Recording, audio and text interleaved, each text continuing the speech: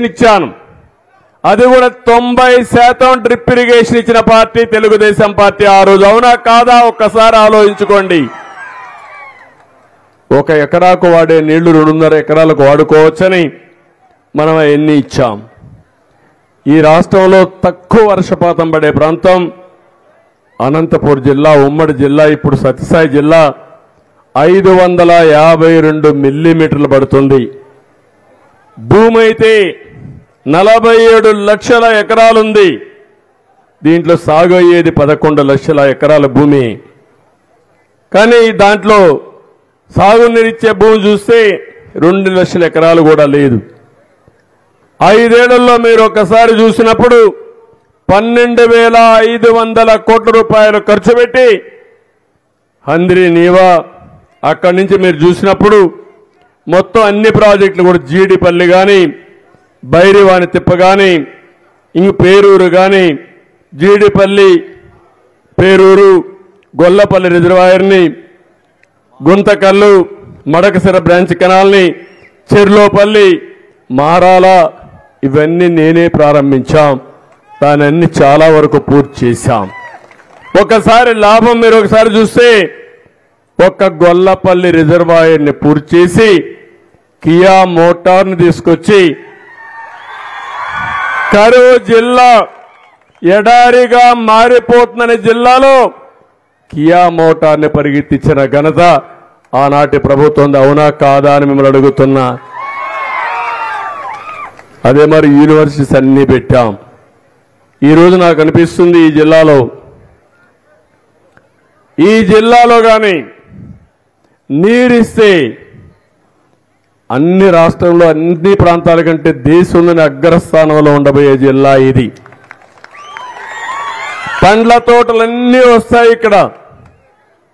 మంచి పంట వేసుకుంటే ఎకరాకు 2 లక్షలు, 3 లక్షలు, 4 లక్షలు కూడా వస్తుంది. ఈరోజు ఉదయమే శ్రీశైలం వెళ్ళాను, మల్లన్న దర్శనం చేసుకున్నాను, కృష్ణమ్మ తల్లికి ఆరతి ఇచ్చాను. అక్కడి నుంచి బయలుదేరి మీ దగ్గరికి వచ్చాను, మీ దర్శనం చేసుకున్నాను. మీరు ఇక్కడ ఒక విషయం గుర్తుపెట్టుకోవాలి. మనమందరం కూడా ప్రకృతిని ఆరాధించాలి, నదుల్ని ప్రేమించాలి. ఎక్కడికక్కడ మనమందరం కూడా అలాంటి నదులకు ఆరతులు ఇవ్వడం ఒక ఆనవాయితీగా తీసుకోవాల్సిన అవసరం ఉంది. ఇది మన సంస్కృతిలో ఒక భాగం. నేను అందుకే గోదావరి పుష్కరాలు చేస్తే అక్కడ హారతి ప్రవేశపెట్టాను. కృష్ణా పుష్కరాలు చేస్తే అక్కడ హారతికి ప్రవేశపెట్టాం. ఆ హారతి పుష్కరాల సందర్భంలో ఘాట్లు కట్టి ఆ నదిలో పుణ్యస్థానాలు చేసి తద్వారా మనం దేవుణ్ణి ప్రార్థించాం. ఎక్కడైతే పుష్కరాలు జరుగుతాయో అక్కడ దేవతలందరూ వస్తారని మన పూర్వీకులు చెప్పిన మాట అది వాస్తవం అని కూడా నేను మీ అందరికీ తెలియజేస్తున్నా. నేను అందుకనే ఈరోజు మీరు చూసినప్పుడు నాకు ఎంతో ఆనందం కలిగింది. 20 సంవత్సరాల్లో ఎప్పుడు కూడా శ్రీశైలం రిజర్వాయర్ ఫుల్గా జూలై నెలలో, మొట్టమొదటిసారిగా జూలై నెలలోనే శ్రీశైలం పూర్తయిందంటే నాకు చాలా ఆనందంగా ఉంది, గర్వపడుతున్నా, సంతోషిస్తున్నా. పోయిన 2 సంవత్సరాలు వర్షాలు లేవు, నీళ్లు లేవు, ఇరిగేషన్ పైన శ్రద్ధ లేదు. ఈరోజు నేను వచ్చానని చెప్తున్నా. ఈ యొక్క మడకసరికే కాదు అనంతపూర్ జిల్లాని సస్యశ్యామలం చేసే బాధ్యత మాది. నీళ్లు ఇస్తాం, పండ్ల తోటల్ని ప్రోత్సహిస్తాం, మల్బరీని ప్రోత్సహిస్తాం, వాణిజ్య పంటలైనటువంటి ఒక్కలాంటి పంటలను ప్రోత్సహిస్తాం. దీనికి మళ్లీ ఆలోచిస్తా. మీకు గిట్టుబాటు ధర రావడానికి ఏం చేయాలనో అలాంటి వస్తువులు కూడా క్రియేట్ చేసే బాధ్యత మాదని మీ అందరికీ హామీ ఇస్తున్నా. ఈ జిల్లాలో మళ్ళా డ్రిప్ ఇరిగేషన్ తీసుకొస్తాం. ఎంతమంది రైతులకు అవసరమైతే అంతమందికి డ్రిప్ ఇరిగేషన్ ఇస్తాం. తద్వారా మీ పంటలకు కూడా మనం ముందుకు పోయే పరిస్థితి వస్తుంది. అవి కూడా చేస్తాను. నేను ఎప్పుడు కూడా ముందు చూపుతో ఆలోచిస్తూ ఉంటాను. ఈరోజు పోలవరం ప్రాజెక్టు ఉంది. ఆ పోలవరం ప్రాజెక్టు పూర్తి చేసి నదుల అనుసంధానం చేస్తే ఈ రాష్ట్రానికి కరువు అనే మాట ఉండదు. ప్రతి ఒక్క ఎకరాకు నీళ్లు ఇచ్చే పరిస్థితి వస్తుంది. మీరు ఒక్క చెట్లు వేశారు, వేసిన తర్వాత ఒకసారి వర్షం రాకపోతే ఎండిపోయే పరిస్థితి వచ్చింది. అదే కానీ అందరినేవా పూర్తి చేసి నీళ్లు తీసుకొచ్చి ఏ రైతు అయితే ఒక్క వేసుకోవాలంటాడో అలాంటి వాళ్ళందరికీ ఇవ్వగలిగితే ఎంత ఆదాయం వస్తుంది, ఎంతమందికి ఉపాధి వస్తుంది, మీ జీవితాలు ఏ విధంగా మారతాయో ఒక్కసారి ఆలోచించుకోవాల్సిన అవసరం ఉంది.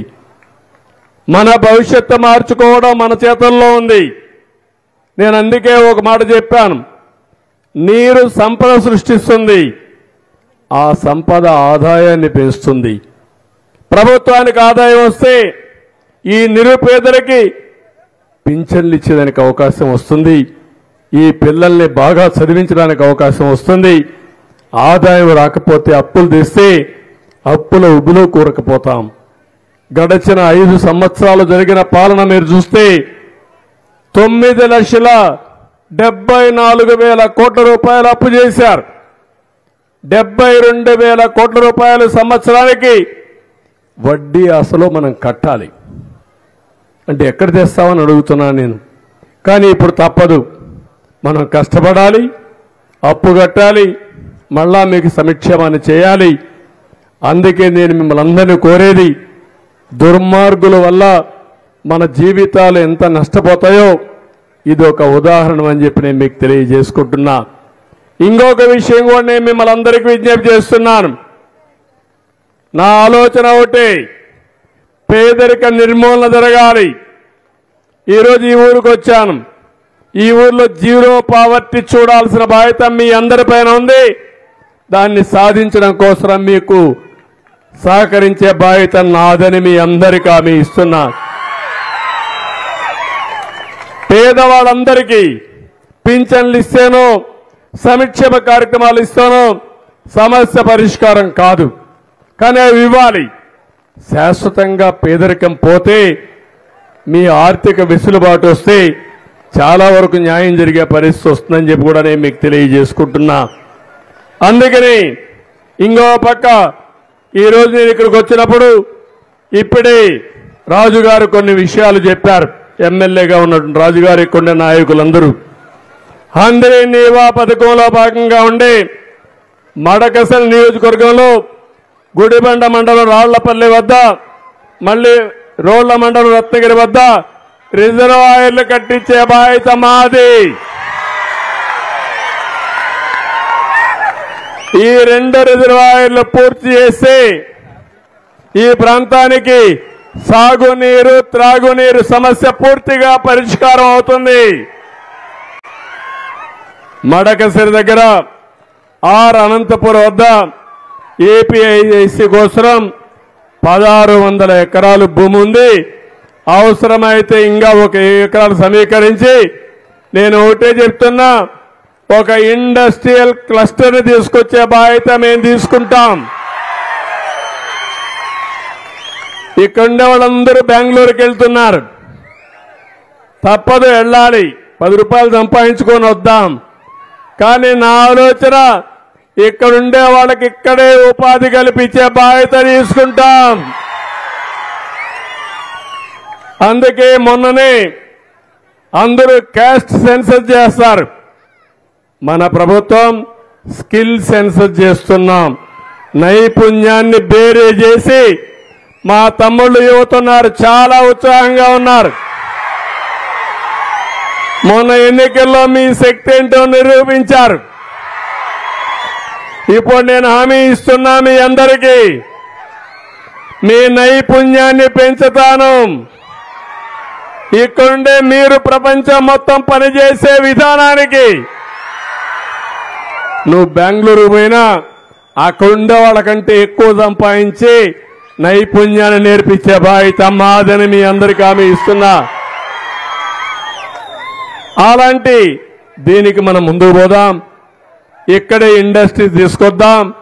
ఇండస్ట్రీ తీసుకొచ్చి మన పిల్లలకు ఉద్యోగాలు కల్పిస్తామని చెప్పి కూడా నేను మీకు తెలియజేస్తున్నా. నేను ఇప్పుడే చెప్పాను, ఒక్క మార్కెట్ దీన్ని ఏం చేయాలో చేస్తాను. తప్పకుండా ఇక్కడ మీకు మార్కెట్ ఎస్టాబ్లిష్ చేయడమే కాకుండా శాశ్వతంగా మీ సమస్య పరిష్కారం చేయడానికి ముందుకు పోతాం.